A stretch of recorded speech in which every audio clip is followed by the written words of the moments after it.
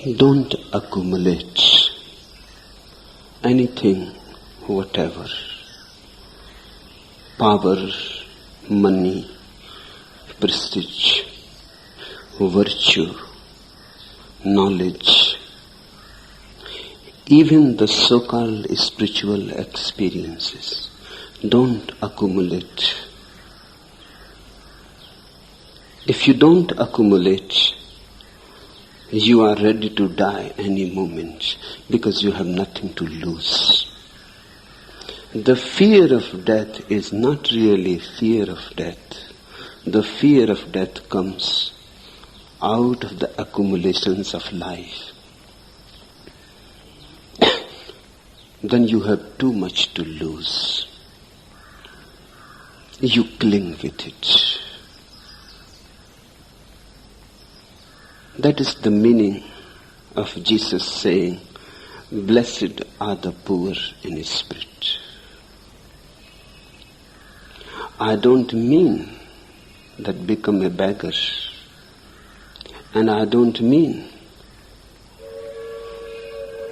that renounce the world. I mean be in the world, but don't be of the world. Don't accumulate inside. Be poor in spirit. Never possess anything. And then you are ready to die. Possessiveness is the problem, not life itself. The more you possess, the more you are afraid to lose. If you don't possess anything, if your purity, if your spirit is uncontaminated by anything, if you are simply there alone, you can disappear any moment. Whenever death knocks on the door, it will find you ready. You are not losing anything by going with death. You are not a loser. You may be moving into a new experience. And when I say this, don't accumulate, I mean it as an absolute imperative. I'm not saying don't accumulate things of this world and go on accumulating virtue, knowledge, and so-called spiritual experiences, visions. No, I'm talking in absolute terms. Don't accumulate. There are people, particularly in the East, who teach renunciation. They say don't accumulate anything in this world because it will be taken away from you when death comes. These people basically seem to be more greedy than the ordinary worldly people. Their logic is don't accumulate in this world because death will take it away. So accumulate something that death cannot take away from you. Accumulate virtue, punya. Accumulate character, morality, knowledge. Accumulate experiences, spiritual experiences, experiences of kundalini, meditation, this and that. Accumulate something that death cannot take it away from you. But if you accumulate, with accumulation comes fear. Each accumulation brings fear in its own proportion. Then you are afraid. Don't accumulate and fear disappears. I don't teach you renunciation in the old sense. My sannyas is an absolutely new concept. It teaches you to be in the world and yet be not of it. Then you are always ready. I have heard about a great Sufi mystic, Ibrahim Adam.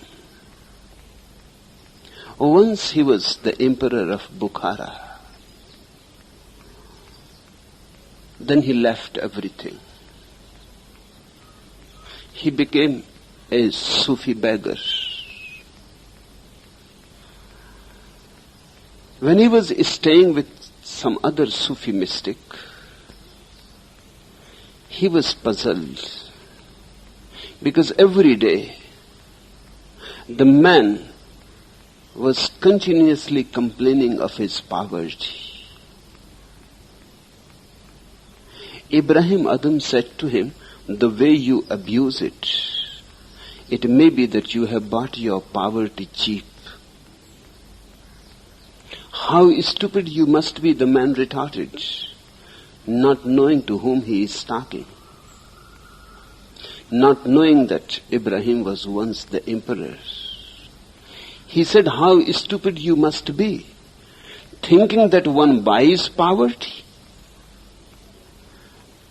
Ibrahim replied, in my case, I paid my kingdom for it.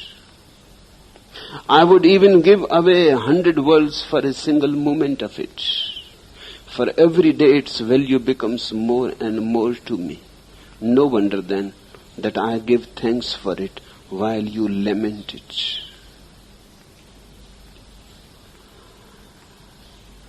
The purity of the spirit is the real poverty. The word Sufi comes from an Arabic word, Safa. Safa means purity. Sufi means one who is pure in the heart. And what is purity? Don't misunderstand me. Purity has nothing to do with morality. Don't interpret it in a moralistic way. Purity has nothing to do with Puritans. Purity simply means an uncontaminated state of mind, where only your consciousness is and nothing else. Nothing else really enters in your consciousness, but if you hanker to possess, that hankering contaminates you. Gold cannot enter into your consciousness. There is no way. How can you take gold in your being? There is no way. Money cannot enter into your consciousness. But if you want to possess, that possessiveness can enter into your consciousness. Then you become impure.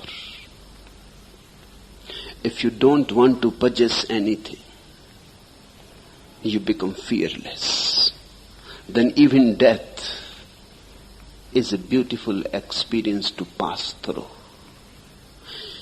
A man who is really spiritual has tremendous experiences, but he never accumulates them. Once they have happened, he forgets about them. He never remembers. He never projects them into future. He never says that they should be repeated or they should happen again to me. He never prays for them. Once they have happened, they have happened. Finished. He is finished with them. He moves away from them. He is always available for the new. He never carries the old. And if you don't carry the old, you will find life on each step so absolutely new, so incredible, unbelievably new. Life is new, only the mind is old. And if you look through the old mind, life also looks like a repetition, a boring thing. If you don't look through the mind means your past. Mind means the accumulated experiences, knowledge and everything. Mind means that through which you have passed, but still you are hanging with it, hanging around. Mind is a hangover. Dust from the past, covering your mirror-like consciousness. Then everything, you look through it, becomes distorted. Mind is the faculty of distortion. If you don't look through the mind, you will be ready for death. In fact, not looking through the mind, you will know that life is eternal.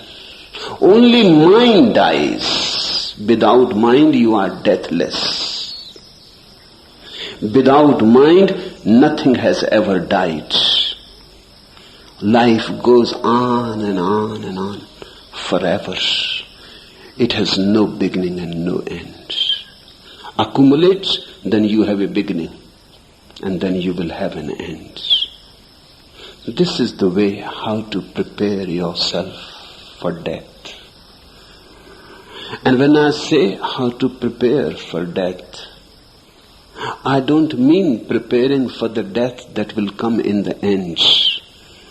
That is very far away. If you prepare for it, you will be preparing for the future. Again the mind will come in. No, when I say prepare for death, I don't mean the death that will come finally. I mean the death that visits you every moment with each exhalation. Accept this death each moment, and you will be ready for the final death whenever it comes. You start dying each moment to the past. Clean yourself of the past each moment. Die to the known so that you become available to the unknown. Each moment dying and being reborn. You will be able to live life, and you will be able to live death also. And that's what spirituality is really all about. To live death intensely, to live life intensely. To live both so passionately that nothing is left behind unlived, not even death. If you live life and death totally, you transcend. In that tremendous passion and intensity of life and death, you transcend duality. You transcend the dichotomy. You come to the one. That one is really the truth. You can call it God. You can call it life. You can call it truth, samadhi, ecstasy, or whatsoever you choose.